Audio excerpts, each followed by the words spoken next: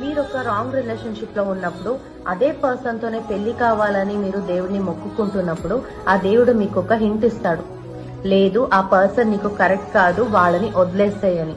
కానీ మీరేం చేస్తారు, లేదు లేదు నాకు అదే పర్సన్ కావాలి, అదే పర్సన్ తోనే పెళ్లి కావాలి అని రోజు దేవుడిని మొక్కుకుంటూనే ఉంటారు.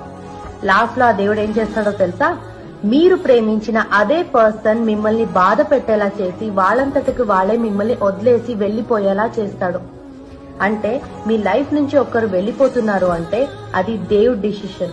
దేవుడు మీ లైఫ్ బాగుండాలని, మీరు హ్యాపీగా ఉండాలని కోరుకుంటూ ఉంటున్నాడు. కాబట్టే మీకు కరెక్ట్ కాని ఆ పర్సన్ ని మీ లైఫ్ నుంచి దూరంగా వెళ్లిపోయేలా చేస్తాడు. దేవుడి డిసిషన్ ఎప్పటికీ రాంగ్ ఉండదు.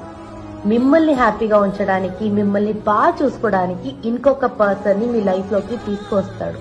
అప్పటిదాకా వెయిట్ చేయండి. జరిగేదాన్ని మన మంచికి అని కోరుకోండి.